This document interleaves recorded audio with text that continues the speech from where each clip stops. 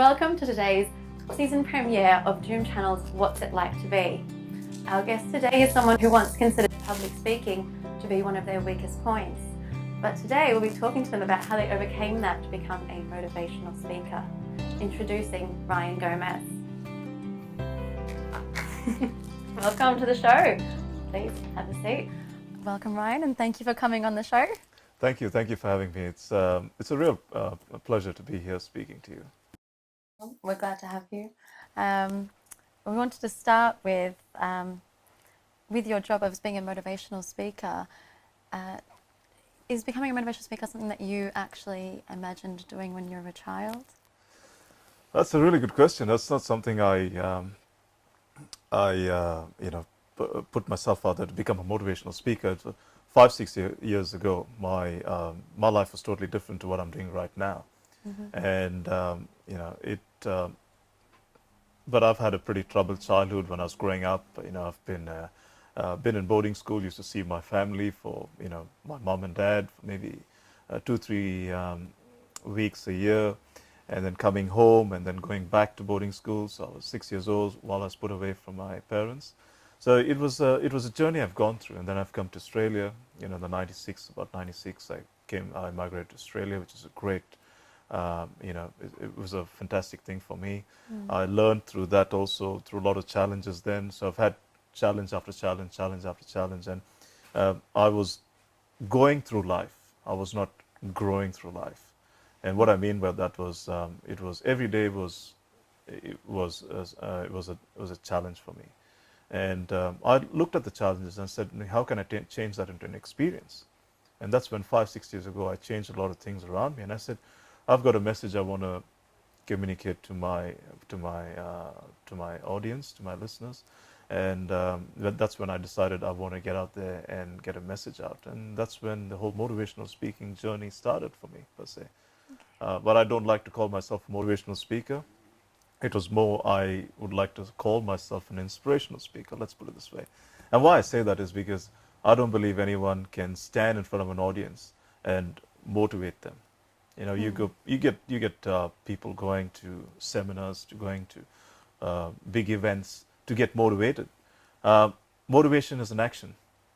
It's an action we have to perform.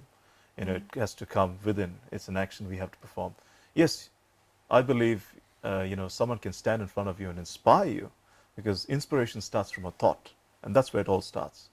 And when you're inspired, that then automatically creates that motivation within. And that's why I like to call myself an inspirational speaker. So I'm not here to motivate anyone, as a matter of fact. So it's just getting the message across, and through that delivery, that thought, then individually a person can get motivated. I believe, is it true that you once considered public speaking your weakest point? So how did you go from being someone who I guess were you terrified of public speaking? Absolutely. Public speaking, like I said, to be a motivational speaker, to be a public speaker was not something I aimed to do. It was not on my goals list. Let's put it this way. When I first started off, to sit in front of yourself and just speak and communicate was the biggest challenge for me 5-6 years ago. Like I said before, but I said to myself, I can either, sit under a rock and do nothing about something, or get out there and challenge myself. Get out there and learn to communicate with people. Communicate one-on-one with people. And we go to functions, 6-7 years ago, I would be the one that's sitting in the corner of a room. Just didn't want to interact with people, didn't want to communicate with people, because I lacked the self-esteem, confidence. I didn't have the confidence to be able to speak to people, thinking I would say the wrong things. I'm not a very highly educated person, things like that. So, but I wanted to change that, and to be able to do that and to challenge yourself. And believe me, by God, that was hard, absolutely hard, to challenge yourself and say, I want to be able to get a message out to people and communicate with people. That's when I went and asked for help. Things like, I got help from people who are public speakers. I started moving around people that are great communicators. I started learning from them. I started taking the messages they gave me. I started getting some great mentors in life, Mm-hmm. and it all started from there. And then I put myself on the biggest platform and say, okay, now that I'm going through these challenges, and I'm learning every single day, um, to be able to then communicate with people and get on the bigger stage. Yeah. That's quite amazing that you, like you said, from a single thought, that you actively went and sought out a way to, you took responsibility, I guess, Absolutely. of what was your weakness and made it into a strength, which I think is a fantastic thing. I think sometimes we are too afraid to take that next step, especially when it's something that scares us. A divisional competition, and we had speakers from all around, Yeah. from Adelaide, from Sydney, from Tasmania.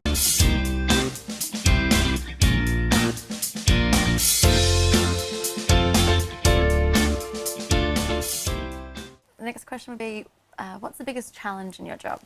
The biggest challenge is, I suppose, I've seen people walk out of events, walk out of functions, and say, I've heard this all. Okay. What is Ryan saying that is anything different? It's nothing different to what Ryan's saying to anyone else out there. And people come there with pretty much not an empty cup, and you've got to come there with an empty cup to be able to take something back.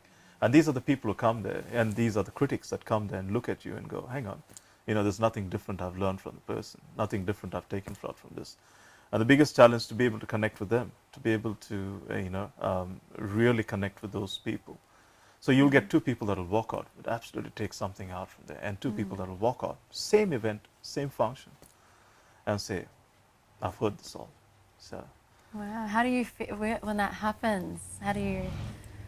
to me, I always say this: if I can reach out to the one person in that room, if I can reach out to one person in that room, and I know I will reach out to the one person in that room, I've done my job. I've done my job. My goal in life is to walk out on stage and to connect with every individual in there, and that is my goal. And it's tough. Like I said, it's an absolute challenge. But that's a challenge I'm working on. I'm growing up. That's wonderful to hear. Hoping to find something. Something, yes. I think they're hoping so. People ask me this question all the time. They say, Ryan, tell me, I've listened to all these other people, and they talk about success. What is success to you? And I say, success. To me, I call it the 3 F's of success. And they look at me and they go, what? What are you talking about? 3 F's of success? I said, well, there's 3 F's of achieving. A lot of people look at achieving in life. Everyone wants to achieve great things in life. The 3 F's of achieving is, people say, if I have my fans, if I have my fame, and if I have my fortune, therefore I should be a successful person. Mm-hmm. I say, what an empty life. What an empty life. If you're looking for fans, fame, and fortune, that is not success to me. To me, personally, is not success. What happens when you lose all your fans? What happens when you lose all your fame? What happens when you lose all your fortune? What an empty life you will lead then. To me, the 3 F's of success, absolutely 3 F's of success, is your faith, is your family, and your friends. When you have all these 3, what else do you need in life to achieve? That is true success. So it's very important, your faith, your family, and your friends. Mm-hmm. And when you have all this, what else is there? What else do you need in life? Finance and money, and let's put it this way, finance, money is a byproduct. When you have these 3, you will automatically gain that wealth in life. So can you tell us more about how those 3 F's influenced you in your life? Or how you came to that conclusion?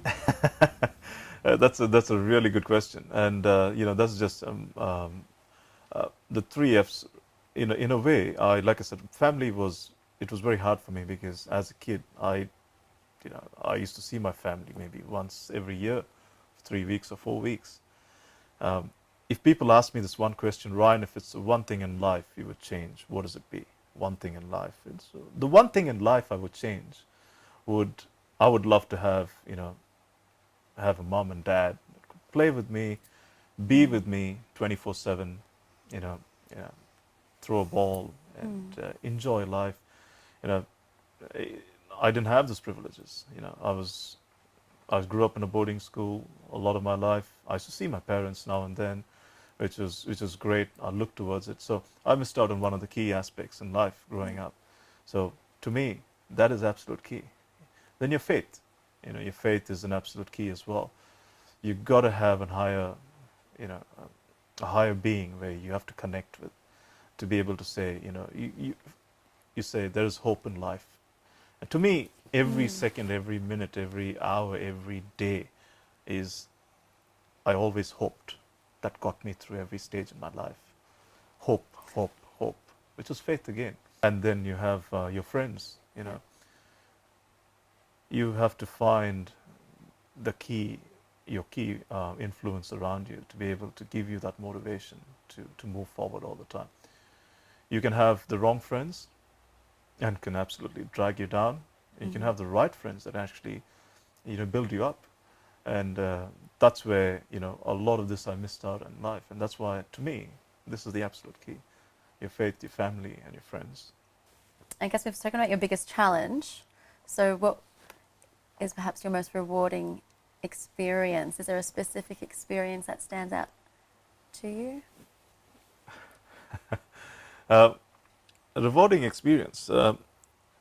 Something that really I put myself out there to challenge was I did back in 2011, I put myself on the line and did a public speaking contest. And that was very challenging for me. Didn't know where I was going to go with that. I didn't know if I had it in me to be able to do what I set out to do.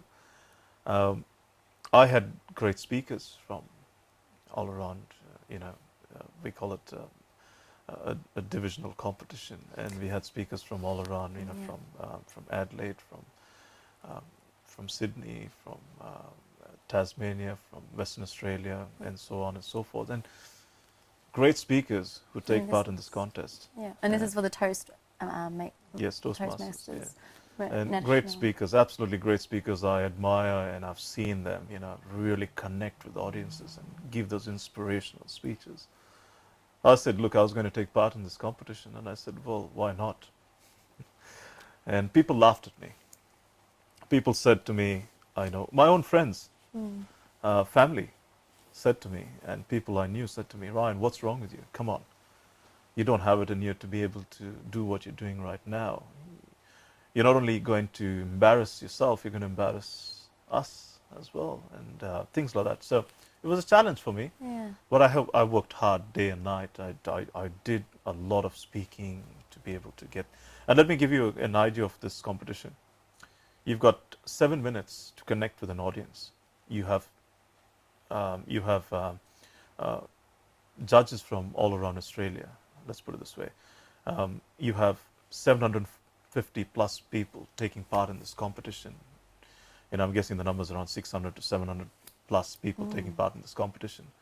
And every stage you go through, you've got to be able to win that stage. You've got to be the number one speaker to be able to win that stage, to go to the next level. So 6 months of competition. You know, you've got 700 How plus many speakers. rounds?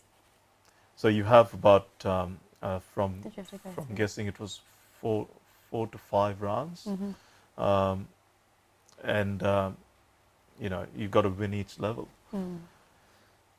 And it was a challenge, an absolute challenge. You know, I went through a lot of stress at that time. I started moving around with people, trying to connect with. I went to speakers that had a lot of experience, and telling me, tell me, what should I say? 7 minutes, 7 minutes Yeah. to be able to connect with an audience. How do I get a strong message out? And when the judges sit in front of you, they're watching your every movement, your vocal variety, your message, how you deliver that message. Did it actually connect with an audience? And coming back to that, it was a real challenge. I found myself after level 1, 2, 3 at the finals with the top 10 speakers, and that was an absolute in Western Australia when I went up there, and it was an absolute challenge for me.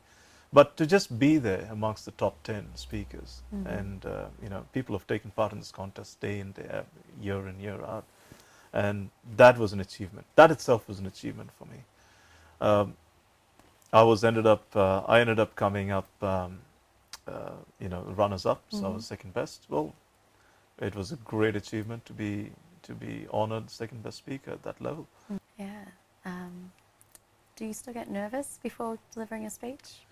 Absolutely. I'm actually nervous now, sitting in front of you and speaking. Look, you can be the greatest speaker in life. Okay, you can be a fantastic speaker, and I'm no way close to even that platform. Right? Let's put it this way. Every time you get on stage, and this is what people need to realize, is every time I get on stage and speak, I have the same things what yourself will have. Butterflies and the nervousness, and are you going to say the right thing? Are you going to connect with an audience? So it is nerve-wracking. Yes, I do get very tense a lot of times, and a lot of things. Some things I do to calm myself down before I walk up and speak is I listen to music, just calm myself down, and so that really relaxes me as well. Yeah. But every person, and people say, how can I get over that fright of public speaking? And the only way you can get over that fright of public speaking is to get out and start speaking. And I spoke about a story when I did my first speaking. I was asked to go and speak, and I had the speaker didn't turn up for some reason. And this was 5 years ago, and said, Ryan, can you go and just give a message out? And I said, I've had 60 people in the audience, and I have to be there and try to sell this product I had. And I said, hey man, this is not for me, no way. And he said, we have no one else who has an understanding of this product. Can you go up and just speak to these people? At that time, that walk to the platform, to the stage, was the longest walk for me. It's like I just had a scotch on the rocks. It was basically walking on the rocks, getting to that stage. And by the time I finished that 10-minute message I was meant to give, turned into an hour and a half. I was tumbling, I was falling, I was looking for the exit sign, waiting for when I can just leave the building. If people seeing me, I had my jacket, I took my jacket off, I was perspiring, it's just like I had a shower, I'd just come out, so, I've gone through that, people go through that. And the only way you can get over the fright of public speaking is to get out there and start speaking. Yeah. Practice makes perfect. Yes, absolutely. And I think perseverance has paid off as well. Practice makes perfect. I since you've said that, I don't believe practice makes perfect. I believe perfect practice makes perfect. Perfect. So what I'm saying is, you can practice the wrong things. It will not make you perfect. Do you believe you can achieve though perfection I don't believe in perfection. Okay. But perfect practice makes perfect. It's interesting hearing different perspectives, and I think sometimes we get used to hearing a certain message, and we don't question it. Yes. So it's interesting hearing a new perspective and a spin on that. First part is my journey and my story, and the second part is I take the readers through a journey in which they can achieve.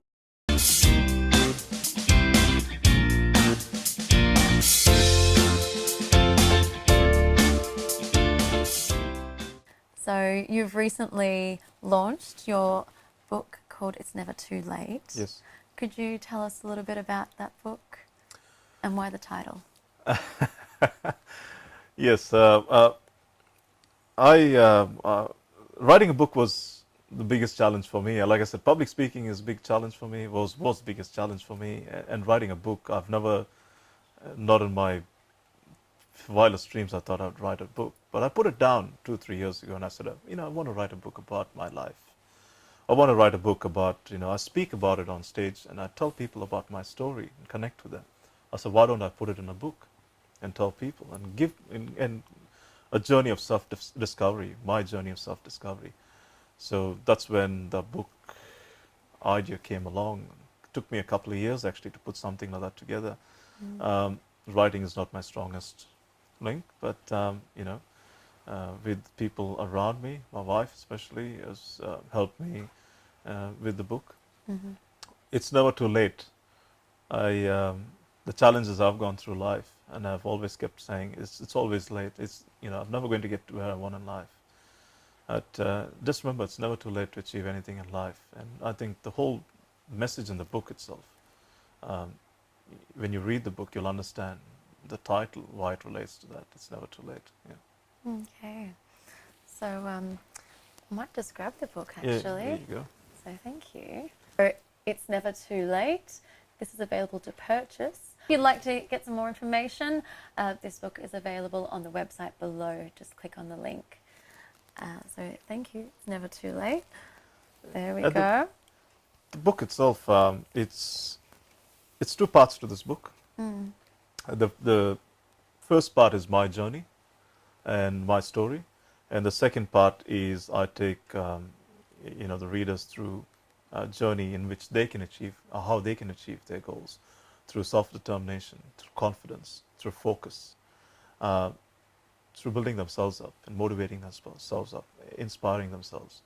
So I take listeners take readers through a journey of helping them, not only my journey of self-discovery at part one, but taking them through a journey which they can then self-discover themselves through some of the key messages in that book. So there's two parts to this book. Okay. That's quite useful. Like you've provided us with a story of your own that we can take some messages from, and the second part, so a bit of not so much tips, but some guidance as to how we can also Absolutely achieve our own goals. Yep. Okay. Well, I really look forward to reading it and getting taking away those messages, which you've also come to share with us today. I think your messages of connecting and with people is a really important one. So now that you've written a book, I suppose, what's the next focus or what's the next step from here? My long-term goal in the next 5 years or so is to be speaking on the platforms of the world, to take my message across the globe and to connect with people. Again, I'll say connect with people, and just not communicate with them, but connect with them on a different level. Okay. And ultimately is for people to take something from that and use it in their life to achieve their goals in life, achieve their dreams in life. I'm sure you'll rise to the challenge. That's for sure, because I think you enjoy the challenges and pushing yourself as well. So I'm sure that you'll get there. Finally, I suppose, is there a message that you would like to share with our audience? Yeah, a message I'd like to share with the audience is, and thank you for putting me on the spot, which is good. Sorry. One message I'd like to share with the audience is, I say this at most of my talks, is it's never the circumstances in life that determine the person you become. Oh no, it's never the circumstances in life that determines the person you become, but rather it's the choices you make in your life that determines the person you become. My point is, 5 years will come and go no matter what. 10 years will come and go no matter what. But what choices you make in your life today will determine who you become in life. So look at the choices you're making in life today. For me to be here today and speaking to you out there is the choices I made in my life 5-6 years ago. And I've made choices. There's always going to be circumstances in life, but learn to make some choices in life. Could be the wrong choices, but learn from that and then make better choices. But make some choices in life, and that is the message I want to give you out there. Thank you. That's a very powerful message. That's a beautiful message. Thank you for sharing that. Thank you. And I hope our audience members have taken something away with them from today's talk. If you have any questions, feel free to go onto our website or our Facebook page. Thank you. Thank you so much, Ryan. Thank you for having me. Us. Thank you for having me. And best of luck in all your future endeavours. Thank you. Thank you for having me. You're welcome.